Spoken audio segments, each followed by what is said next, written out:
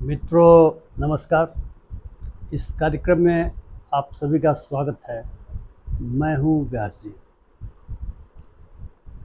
राजनीति शास्त्र के विद्यार्थियों को भारत के संदर्भ में कुछ शब्दों से पाला पड़ता है।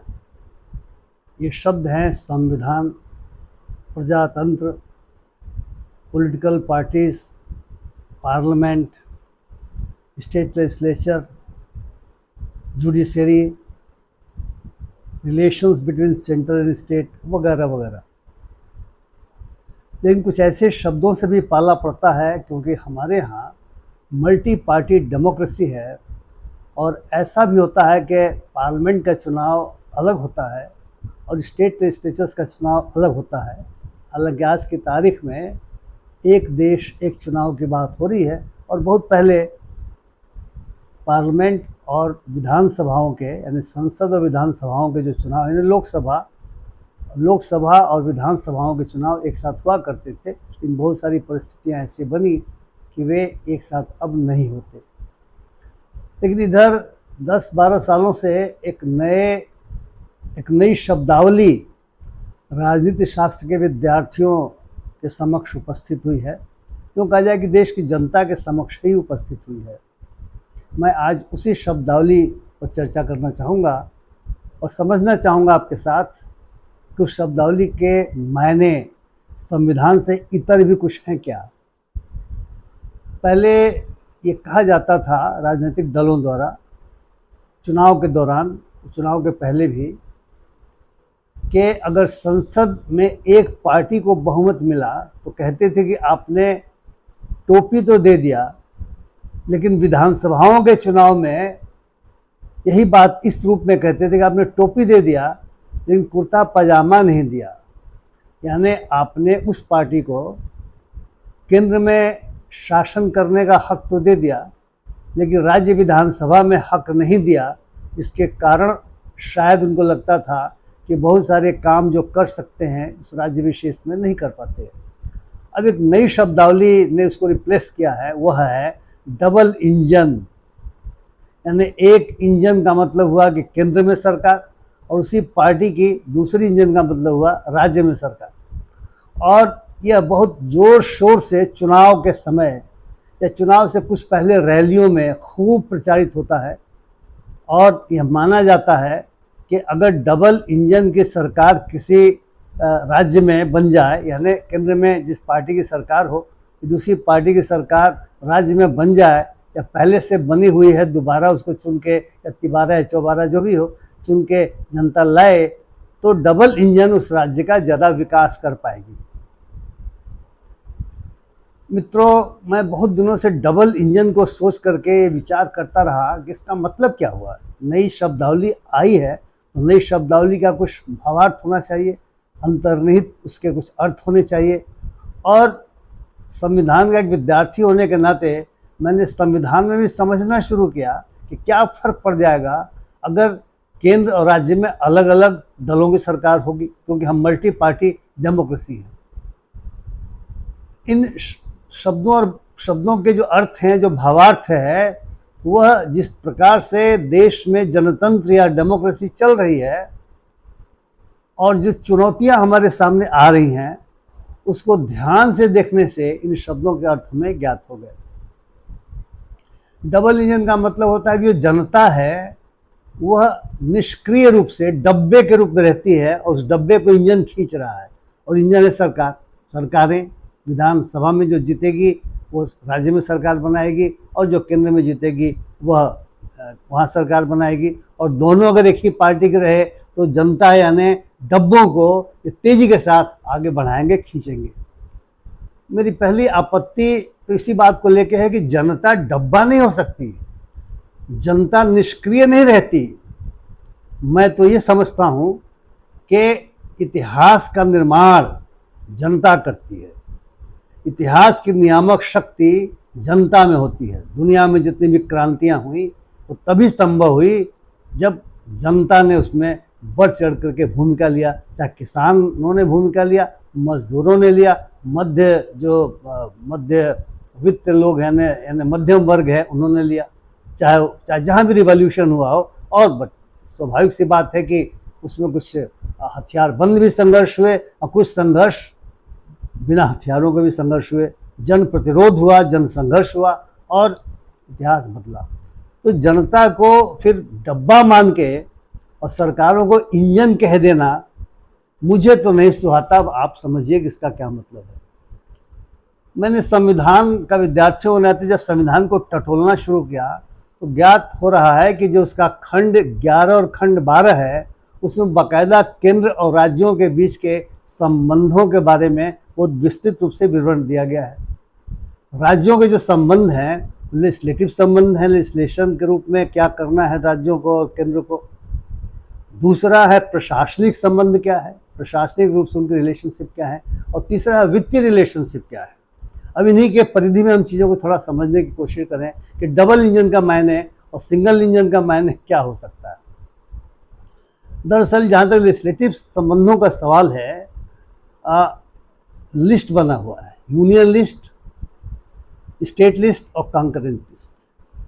पार्लियामेंट को यानी केंद्र सरकार में जो पार्टी शासन कर रही है और पार्लियामेंट उसी का होता है, उसको जो यूनियन लिस्ट में विषय हैं उन्हीं विषय में कानून बनाने का हक है, और जो स्टेट लिस्ट में विषय हैं उसमें कानून बनाने का अधिकार जो विधानमंडल हैं उनके पास है।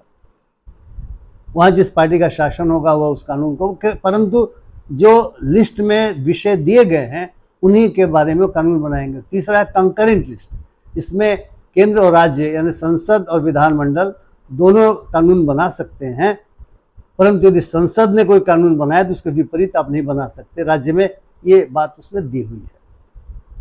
तो मैंने समझना शुरू किया कि फिर डबल इंजन में इसमें क्या फ़र्क पड़ेगा, अपना अपना काम सब कर रहे हैं। तो अभी जो देश में हो रहा है कि डबल इंजन और सिंगल इंजन का जो फ़र्क दिखाई पड़ रहा है कि केंद्र में अलग पार्टी की सरकार हो, राज्य में अलग पार्टी की सरकार हो, और अगर केंद्र सरकार चाहे यानी केंद्र में जो पार्टी शासन करती है चाहे तो महामहिम गवर्नर के माध्यम से राज्य स्तर पर जो विधानमंडल बिल पारित करते हैं उन बिलों के अप्रूवल में काफ़ी देर लगा देगी। जैसा हमने तमिलनाडु के मामले में दिया, केरल के मामले में हम देख रहे हैं, पंजाब को भी कोर्ट में जाना पड़ गया, पश्चिम बंगाल शायद अभी कोर्ट में नहीं गया, लेकिन वहाँ भी हम गवर्नर और जो राज्य सरकार है उसके बीच का रस्सा कश्ती देख रहे हैं। और इन राज्यों में अलग पार्टी की सरकार है, उस पार्टी की नहीं है जो केंद्र में सरकार रखती है। हालांकि कहना बड़ा मुश्किल है कि यह केंद्र सरकार के इशारे पर गवर्नर ऐसा करते होंगे, क्योंकि मामला तो सुप्रीम कोर्ट तक चला गया और सुप्रीम कोर्ट ने यहाँ तक कह दिया कि कोई पॉकेट वीटो न गवर्नर के पास होता है न महामहिम राष्ट्रपति के पास होता है। ये भी देखा गया कि यदि जो केरल में राज्यपाल महोदय थे, जब केरल में थे तो केरल की सरकार बहुत शासक में थी, उसके बिलों को अप्रूवल देने में बहुत दिक्कत हो रही थी, और जब उनका ट्रांसफ़र कहीं और हो गया वहाँ पर बिल्कुल चीज़ें आराम से चल रही हैं, कहीं कोई कंट्रडिक्शन नहीं दिखाई दे रहा है, जो वहाँ पर कथित डबल इंजन की सरकार है। और जो सज्जन वहाँ गए हैं वह पुनः उनके साथ फिर वही मसला हो रहा है कि यदि विधानमंडल की बात कहें तो उसके पारित बिलों को लेकर के समस्या उत्पन्न हो रही है और अन्य चीज़ों में भी समस्या उत्पन्न हो रही है। दूसरा है जो प्रशासनिक संबंध है, वो तो स्पष्ट है कि राज्य सरकारों को संविधान के अनुसार चलना है। और उदाहरण के लिए मैं कहना चाहूँगा जिसमें प्रावधान दिए गए हैं कि जो यूनियन के द्वारा पारित कानून है, यानी पार्लियामेंट के द्वारा जो पारित कानून है, उन कानूनों का इम्प्लीमेंटेशन में अगर वो बाधा राज्य सरकारें पैदा करती हैं तो निश्चित तौर से डायरेक्शन देने का अधिकार है पार्लियामेंट को, मतलब केंद्र सरकार को। और यदि उस डायरेक्शन के अनुसार काम नहीं होता है तो राष्ट्रपति शासन तक लगाने का अधिकार है। इसका मतलब ये हुआ कि हम पूरी तरह से फेडरल नहीं है कि राज्य सरकारें बिल्कुल स्वतंत्र नहीं है कि जो मन में आए कर देंगी।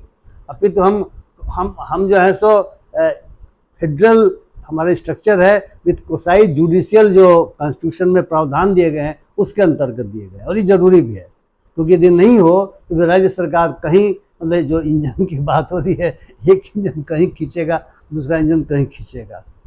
तो अगर राज्य सरकार और केंद्र सरकार अपनी अपनी सीमाओं के अंतर्गत जो संविधान ने परिधि बांध दी है काम करें तो क्या डबल क्या सिंगल उसकी कोई आवश्यकता नहीं पड़नी चाहिए। लेकिन अगर डबल इंजन शब्द कहा जा रहा है तो कहीं ना कहीं शायद प्रशासनिक रूप से भी इसमें बाधा आती होगी। तीसरा है फिनेंशियल रिलेशनशिप। बाकायदा निर्धारित कर दिया गया है कि कौन से टैक्स यूनियन गवर्नमेंट वसूलेगी, कौन से टैक्स स्टेट गवर्नमेंट वसूलेगी, कौन से टैक्स यूनियन गवर्नमेंट लगाएगी, कौन से टैक्स यानी पार्लियामेंट के थ्रू लगाया जाता है, कानून बनता है, कौन सा राज्य सरकार यानी विधानमंडलों में कानून पारित करके लगाएगी, और कैसे बंटवारा होगा। फाइनेंस कमीशन बनेगा जो तय करेगा चीज़ों के बारे में। मुझे लगता है कि इसमें जो मूल बात आती है वो यह है कि ग्रांट इन एड का प्रावधान है, यानी केंद्र सरकार जो फाइनेंस कमीशन कहता है उसका अतिरिक्त भी कुछ राशि रखती है, और वो ग्रांट देती है राज्यों को। इस आधार पर देती है कि किस राज्य का विकास थोड़ा कम हुआ है या किस राज्य को देना चाहिए, क्योंकि बहुत सारे जो राज्य सरकारें हैं डायरेक्टिव प्रिंसिपल्स के अनुसार, डायरेक्टिव प्रिंसिपल्स के लक्ष्यों को प्राप्त करने के लिए बहुत सारे काम करती है, तो उनको ग्रांट इन एड दिया जाता है। और मुझे लगता है कि जो ग्रांट इन एड वाला मामला है ये कहीं ना कहीं डिस्क्रिशन हो जाता है केंद्र सरकार का। अगर किसी राज्य को नहीं दिया आपने कई तरह के तरीके भी निकाल दिए देने और न देने के। जैसे एक तो यही तरीका होगा कि कहा जा सकता है कि आप हमारे इस आदेश का पालन नहीं कर रहे हैं जो कॉन्स्टिट्यूशन के हिसाब से आप करना चाहिए। अब निश्चित तौर से जो डिस्प्यूट होगा, और हमने देखा कि डिस्प्यूट हुआ है, और फिर कोर्ट में मामला यानी सुप्रीम कोर्ट में मामला जाता है, तो ये डिस्प्यूट का बिंदु है कि जो ग्रांट इन एड दिया जाता है उसमें बहुत सारी सेंट्रली स्पॉन्सर्ड स्कीम्स होती हैं, केंद्र प्रायोजित योजनाएं होती हैं। उनका मकसद होता है कि यदि किसी राज्य विशेष के डेवलपमेंट का स्तर कम है तो इसको हम कहते हैं डेवलपमेंट डेफिसिट। तो डेवलपमेंट डेफिसिट को कम करने के लिए ही केंद्र प्रायोजित योजनाओं का वर्णन चित्रण किया जाता था और किया जाता है। इसलिए उस राज्य को मिलना चाहिए। जैसे मनरेगा का पैसा केंद्र को जितना प्रतिशत देना है कुछ प्रतिशत राज्य को देना है, तो वो राशि मिलनी चाहिए, और अगर राशि जाएगी तो नियंत्रण भी रहेगा। कई बार राज्य सरकारें कहती हैं कि हम पर गलत नियंत्रण है। जैसे न्यू एजुकेशन पॉलिसी के तहत बहुत सारे बिंदु हैं जो राज्य सरकारों के अनुसार को पालन करना है। अगर नहीं पालन करती हैं तो उनका पैसा रोक लिया जा सकता है, ऑडिट होता है, बहुत सारी चीज़ें हैं। तो डबल इंजन का क्या मतलब है कि कुछ राज्य सरकारों के ऊपर नियंत्रण ढीला रहेगा, कुछ पे ज़्यादा रहेगा। तो यह तो फिर कहीं ना कहीं संविधान के मूल भावनाओं का उल्लंघन हुआ। दूसरा क्या होता है, सीधे जो केंद्र सरकार अपनी योजनाएं चलाती है, जैसे पोर्ट बनाना हुआ, एयरपोर्ट्स बनाने हुए, बहुत सारे नेशनल हाईवेज बनाने हुए, तो इस तरह से किसी राज्य में वो ज़्यादा कर देंगे, किसी राज्य में कम कर देंगे, और कारण भी उसका दिया जा सकता है। जैसे आजकल एक शब्द चलता है हमारे बिहार में कि हम दिल्ली में जाते हैं तो हम बोरा भर के रुपया हमको मिलता है। इस तरह की बातें भी सुनने में आ रही हैं। अरे भाई, जब फार्मूला तय है कॉन्स्टिट्यूशन के हिसाब से तो बोरा भर के रुपए का क्या मतलब है।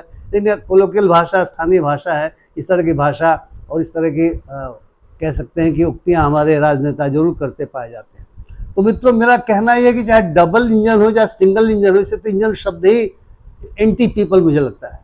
क्योंकि आप कहते हैं कि साहब जनता बोगी है, जनता जो है डब्बा है। जनता डब्बा नहीं होती। जनता के मेहनत से जो उपार्जन होता है उसी से टैक्स मिलता है राज्य को चाहे केंद्र को। हो सकता है किसी राज्य से ज़्यादा टैक्स मिलता होगा सेंटर को, किसी राज्य से कम मिलता होगा, लेकिन मकसद ये नहीं रहता जो हमारा बुरा स्कीम है कॉन्स्टिट्यूशन का कि जहाँ से ज़्यादा उपार्जन हो टैक्स का उसको ज़्यादा मिलेगा और जहाँ कम हो वहाँ कम मिलेगा। क्योंकि इसके ऐतिहासिक कारण हो सकते हैं। डेवलपमेंट का जो लेवल है हर जगह समान नहीं होगा, इसलिए यह नहीं किया जा सकता। इसलिए आबादी के हिसाब से, पिछड़ेपन के हिसाब से एक समय था जब विशेष राज्य का दर्जा भी राज्यों को दिया जाता था जो ज़्यादा पिछड़े होते थे। अभी भी जो पहाड़ी क्षेत्र वाले राज्य हैं उनको जो सेंट्रली स्पॉन्सर्ड स्कीम है उसमें केंद्र सरकार का जो कंट्रीब्यूशन है, जो पैसा देते हैं वो ज़्यादा देते हैं, और प्रतिशत टर्म्स में उनको ज़्यादा देना है और बाकी जगहों पे उससे कम दिया जाना है। मेरी जानकारी में अन्य राज्यों को 60% होता है और पहाड़ी राज्यों को 70% होता है। हालांकि मैंने उस समय देखा है अपने सेवा काल में जब पहाड़ी राज्यों को 90% दिया जाता था और जो अन्य जो राज्य हैं उनको 75% केंद्र के द्वारा दिया जाता था। तो मुझे लगता है मित्रों कि यह उचित नहीं है कहना कि डबल इंजन ही होना चाहिए। भाई डेमोक्रेसी है, मल्टी पार्टी डेमोक्रेसी है, उस मल्टी पार्टी डेमोक्रेसी में डिस्क्रिमिनेशन नहीं होना चाहिए। जो भी संविधान कहता है संविधान के अनुसार होना चाहिए। यदि संविधान के अनुसार कोई चीज़ होती है किसी को कोई आपत्ति नहीं होनी चाहिए, नहीं होगी। लेकिन अगर संविधान के अनुसार नहीं होता, किसी को ग्रांट यूनिट ज़्यादा दे दिया, किसी के साथ ज़्यादा पक्षपात दिखाई पड़ता, किसी के खिलाफ कुछ अन्य चीज़ें हो जाती, तो फिर लगता है कि फिर डेमोक्रेसी के मायने मकसद उस तरीके से फुलफिल नहीं हो रहे हैं जिस तरीके से हमारे संविधान ने कहा है। इसलिए मित्रों आप भी इस पर विचार करें कि डबल इंजन शब्द कितना बढ़िया है या कितना ख़राब है, और क्या इस तरह की बातें होनी चाहिए। लेकिन हो तो रही हैं। हमारे आपके चाहने न चाहने से तो राजनीतिक दल मानने नहीं जा रहे हो, तो हो तो रही हैं। लेकिन मेरा कहना केवल यही है कि संविधान के मुताबिक जो केंद्र और राज्यों के बीच के संबंध निर्धारित किए गए हैं, यदि उसी तरीके से कार्रवाई होगी, काम होगा, तो कहीं कोई दिक्कत किसी राज्य में नहीं होने जा रहा है। मैं आशा करता हूँ आपको मेरी बात ने सोचने के लिए बहुत सारी सामग्री दी होगी। यदि आप मेरी बातों को पसंद कर रहे हैं तो कृपया मेरे चैनल को सब्सक्राइब करें, मेरे इस वीडियो को शेयर करें, लाइक करें, अपनी टिप्पणियों से मुझे लाभान्वित करें। बहुत बहुत धन्यवाद। नमस्कार।